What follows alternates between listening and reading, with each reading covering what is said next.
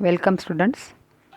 आजच्या लेक्चरमध्ये आपण ॲनिमल किंगडम हा नवीन चॅप्टर पाहणार आहोत. Organisms of animal kingdom are eukaryotic, multicellular and heterotrophs. आपण पाहिले 5 किंगडम सिस्टीममध्ये की किंगडम ॲनिमेलिया जो आहे यामध्ये येणारे जे काही ऑर्गॅनिझम्स आहेत they are eukaryotic, that means their cell is having perfect nucleus. Then they are multicellular and they are heterotrophs. Heterotrophs म्हणजे for food requirement they are dependent on others. म्हणजे ते स्वतःचं अन्न स्वतः तयार करत नाहीत. Cell wall is absent in their cell. त्यांच्या सेलमध्ये सेल वॉल हे स्ट्रक्चर ॲब्सेंट आहे. They store the food in the form of starch. ॲनिमल्समध्ये फूड स्टोअर करणे हे स्टार्च या स्वरूपामध्ये स्टोअर केले जाते, तर प्लांटमध्ये ते ग्लायकोजन या स्वरूपामध्ये असते. The need of classification become important to describe millions of species of animals. आता प्लांटच्या जशा नंबर ऑफ स्पीसीज आहेत तसं ॲनिमल्सच्या सुद्धा नंबर ऑफ स्पीसीज आहेत आणि ह्या स्पीसीज डिस्क्राईब करण्यासाठी classification is important. So the classification also helps in assigning a systemic position of newly described species. Then see basis of classification. कशाच्या आधारावर केले जाते classification? Though there are different varieties of animals showing difference in structure and different forms, there are some fundamental features which are common to various individuals. जरी आपण number of animal species पाहत असलो, त्यामध्ये असणारे number of varieties of organisms किंवा animal पाहत असलो, तरी त्यांच्यामध्ये काही बेसिक फीचर्स जे आहेत they are common to all these individuals. तर मग कोणकोणत्या बाबतीत आपल्याला कॉमन क्लासिफिकेशन पाहायला मिळते किंवा कॉमन कॅरेक्टर्स पाहायला मिळतात? तर they are arrangement of cells, then body symmetry, nature of coelom, pattern of digestive, circulatory and or the reproductive system. अशा काही गोष्टी आहेत किंवा असे काही पॉईंट्स आहेत जसं सेलची arrangement, body symmetry, presence or absence of coelom किंवा सिस्टीम जे आहेत यांच्यामध्ये आपल्याला काही फंडामेंटल कॉमन कॅरेक्टर्स पाहायला मिळतात, ज्याच्या आधारावर नंबर ऑफ ॲनिमल स्पेसीजचं क्लासिफिकेशन केलं जातं. All these features are basic for classification. यांच्याच आधारावर क्लासिफिकेशन हे केलं जात असते. First is the level of organisation. Though all the members of animal kingdom are multicellular but all of them do not exhibit the same pattern of organisation of cells. जरी kingdom ॲनिमेलियामध्ये येणारे organisms किंवा animals हे मल्टीसेल्युलार असले तरीही त्यांच्यामध्ये sale organisation, sale एकत्र येण्याचा जो पॅटर्न आहे हा वेगवेगळा पाहायला मिळतो. नंबर 1 तर पहिला पॅटर्न जो आहे that is cellular level organisation. आता सेल्युलार म्हणजे काय? In some animals only cells are arranged as loose cell aggregate. यांची बॉडी तयार होत असताना फक्त नंबर ऑफ सेल्स या एकत्र येऊन त्यांची बॉडी ही तयार होते. त्यांच्यामध्ये आपल्याला वेगवेगळे ऑर्गन्स किंवा ऑर्गन सिस्टीम हे पाहायला मिळत नाहीत. Cellular level that means only the cells are aggregated. Example is sponges किंवा phylum Porifera. Second is the tissue level of organisation. आता टिश्यू म्हणजे काय? It is a group of cells ज्या having same embryonic origin and same function. Number of cells ह्या ज्यांचं embryonic origin सारखं आहे आणि त्यांचे फंक्शनही सारखे आहेत अशा सेल्सच्या ग्रुपला टिश्यू असं म्हणतात. तर मग टिश्यू लेवल ऑर्गनायझेशन म्हणजे काय? When the cells performing same functions they are arranged into tissue and that level of organisation is known as tissue level organisation. म्हणजे बघा सेल्युलार लेवलपेक्षा थोडी ॲडव्हान्स स्टेज आहे. यामध्ये number of same function perform करणाऱ्या सेल्सचा एक group तयार होतो आणि त्यांना टिश्यू असं म्हटलं जातं आहे. आणि असे नंबर ऑफ टिश्यू जे आहेत हे एकत्र येतात आणि मग बॉडीचं स्ट्रक्चर बनवलं जातं आहे त्या लेवलला टिश्यू लेवल ऑफ ऑर्गनायझेशन असं म्हणतात. Example is coelenterates. Third one organ level organisation. आता हे टिश्यू लेवलपेक्षा हायर आहे. What are organs? When tissues are grouped together to form organs. वेगवेगळे टिश्यू जे आहे हे एकत्र येतात आणि एकच फंक्शन परफॉर्म करतात आणि त्या टिश्यूच्या ॲग्रिगेटला ऑर्गन्स असं म्हणतात. Each organ is specialized for particular function. प्रत्येक ऑर्गनचं हे एक विशिष्ट असं फंक्शन असते and this level is known as organ level organisation.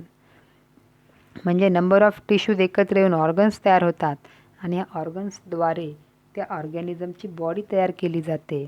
That is organ level organisation. Example is platyhelminthes. Fourth one is the organ system level of organisation. ही सगळ्यात advanced आहे. काय असते बघू आपण यात. When organs are associated to form functional systems.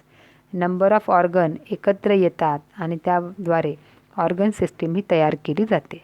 जसं आपण म्हणतो रेस्पायरेटरी सिस्टीम. आता ही कशाने तयार होते? यामध्ये नंबर ऑफ ऑर्गन्स आहेत. जसं लंग्ज आहे, ट्रकिया आहे, ब्रॉन्काय आहे, नोज आहे. असे नंबर ऑफ ऑर्गन्स एकत्र येऊन वेगवेगळे ऑर्गन्स एकत्र येऊन जेव्हा एकच फंक्शन परफॉर्म करतात तेव्हा त्याला ऑर्गन सिस्टीम असं म्हणतात. And each system is concern with a specific physiological function. प्रत्येक सिस्टीमचं एक विशिष्ट असं कार्य आहे आणि तेच ते काम त्या सिस्टीमद्वारे होत असते. And this pattern is organ system organization. आता याच्यामध्ये कोणते एक्झाम्पल्स आहेत? प्लॅटीहेल्मिंथेसला सोडून पुढचे जे काही फायलम आहेत ॲस्कहेल्मिंथेस, ॲनिलिड, ऑर्थ्रोपोडा, मोलस्का, इक्विनोडर्मॅटा, कॉर्डेट्स हे सगळे ॲडव्हान्स्ड म्हणजे ऑर्गन सिस्टीम लेवल ऑफ ऑर्गनायझेशनमध्ये इन्क्लूड केले जातात. Organ system in different groups of animal show various patterns of complexity.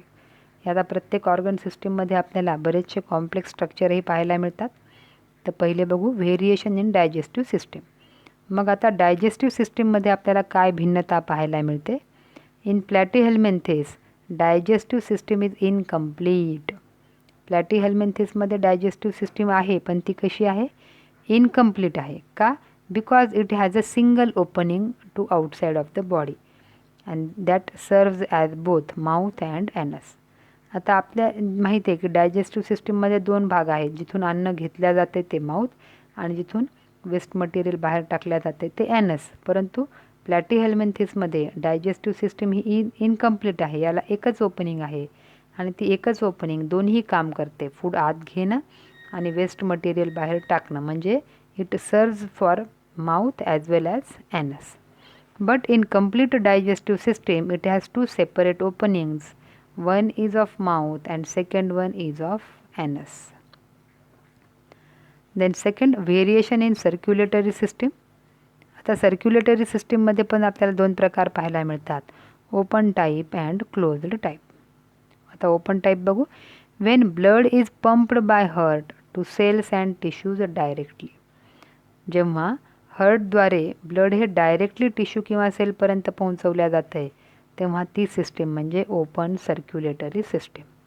तर क्लोज्ड टाईपमध्ये when blood is circulated through series of vessel. जेव्हा ब्लड हे नंबर ऑफ व्हेसल्सद्वारे एनक्लोज्ड व्हेसल्सद्वारे आर्टरीज, व्हेन किंवा कॅपिलरीज यांच्याद्वारे जेव्हा सर्क्युलेट केल्या जातं आहे तेव्हा त्याला क्लोज्ड सर्क्युलेटरी सिस्टीम असं म्हणतात. Second point is the symmetry.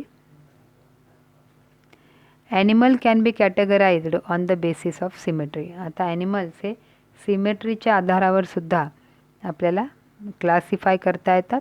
पहिला प्रकार asymmetrical. Any plane that passes through the centre doesn't divides the organism into two equal halves. जेव्हा शरीराचे आपण कुठल्याही अँगलनी जरी एखादा प्लेन टाकला किंवा एखादी लाईन ड्रॉ केली तर शरीराचे दोन इक्वल भाग पडू शकत नाहीत. तेव्हा त्या ऑर्गॅनिझम्सला असिमेट्रिकल असं म्हटले जाते. तर रॅडियल सिमेट्री काय आहे? when any plane passing through the center of body of the organism divides into two equal halves. जेव्हा शरीर मध्यातून कोणत्याही बाजूने जर आपण प्लेन एक किंवा एक ॲक्सिस ड्रॉ केला तर शरीर हे इझिली दोन भागांमध्ये डिव्हाइड होते. त्या भागाला त्या टाईपच्या सिमेट्रीला रेडियल सिमेट्री असं म्हणतात. Example coelenterates, ctenophores and echinoderms. Radially symmetry. आता bilateral symmetry. Bilateral when body is divided into two identical right and left halves in only one plane. जेव्हा शरीर मध्यातून फक्त एकाच प्लेनद्वारे आपण शरीराचे दोन भागात विभाजन करू शकतो तेव्हा त्याला बायलॅटरल सिमेट्री असं म्हणतात. Like annelids and arthropods. Human बिईंगसुद्धा बायलॅटरल सिमेट्रीमध्ये येतात. शरीर मध्यातून एकच जर आपण ॲक्सिस टाकला तर शरीराचे दोन तुकडे हे आपण इक्वल विभाजन करू शकतो. हे बघा इथं a beetle has bilateral symmetry. आता बायलॅटरल सिमेट्री म्हणजे काय? Only one plane can divide body into two parts. जो एक व्हर्टिकल उभा असा छेद आहे त्याच्याच द्वारे शरीराचे दोन इक्वल भाग होऊ शकतात. हाच छेद जर आपण आडवा केला तर बॉडी ही इक्वल भागामध्ये विभाजित होत नाही. नंबर 2 अ कोरल सिलेंट्रेट्समध्ये येणारा ऑर्गॅनिझम आहे. It has radial symmetry. Radial symmetry म्हणजे ऑक्टोपस पण येईल त्यात, की कोणत्याही दिशेने जर तुम्ही एक सेंट्रल लाईनमधून पास केला तर बॉडीचे दोन इक्वल पार्टमध्ये डिव्हायडेशन होऊ शकते. तर sponges it has no symmetry or asymmetrical. कारण उभा, आडवा किंवा तिरपा कोणताही जरी आपण छेद घेतला तर यामध्ये इक्वल दोन भाग होऊ शकत नाहीत. म्हणून स्पॉन्जेसमध्ये किंवा फायलम पोरिफेरामध्ये आपल्याला असिमेट्रिकल ऑर्गॅनिझम्स पाहायला मिळतात. So here are some questions. Solve them. Thank you.